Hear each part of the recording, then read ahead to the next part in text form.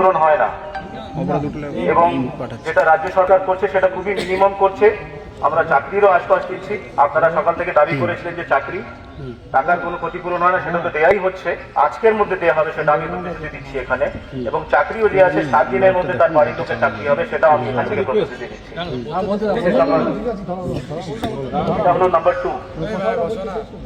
Number 3, ভাই আমার বললো যে বাইরে আমার অনেক পরিযায়ী শ্রমিক ভাইরা কাজ করেন বিভিন্ন জায়গায়, এবং মাঝে মাঝেই যে আছে ঘটনাগুলো ঘটছে।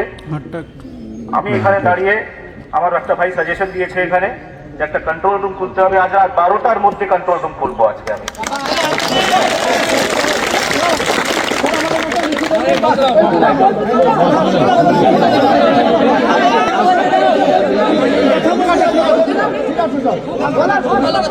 আজ রাত 12টার মধ্যে কন্ট্রোল রুম খুলবো, এবং সেই কন্ট্রোল রুমে 24 ঘন্টা ডিউটি থাকবে মানুষের, 24 ঘন্টা রাত দিনে।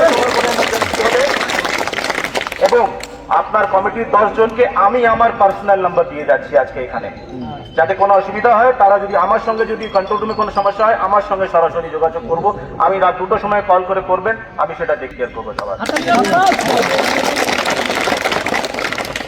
আরেকটা দাবি উঠেছে লিগ্যাল টিম তৈরি করার। আমার এখানে 2টো ল অফিসার আছে, 2 জন ল অফিসারের মধ্যে যদি আপনারা অ্যালাউ করেন, আমি একজন ল অফিসারকে আজকেই দায়িত্ব দিচ্ছি এই। আর আমাদের যে লেবার কমিশনার আছে, আরেকজন আমার ডেপুটি ম্যাজিস্ট্রেট আছে, 3 জনকে মিলে আছে একটা টাস্ক ফোর্স করছি।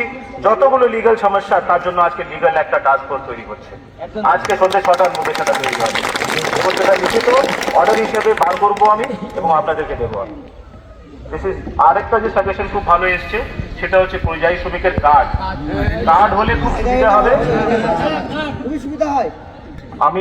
আমি পারমিশন পাই যেন আমি যেন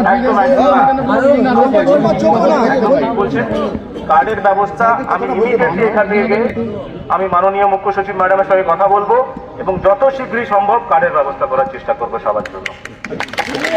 থ্যাংক ইউ, খুব ভালো থাকবেন। আপনাদেরকে হাত জোর করে আমি ক্ষমা চেয়ে নিচ্ছি। আপনারা প্লিজ, এত মানুষ যাত্রী দাঁড়িয়ে আছেন, অ্যাম্বুলেন্স দাঁড়িয়ে আছে, তাদের কষ্ট দেবেন না। আমরা যা যা আপনারা বলেছেন সব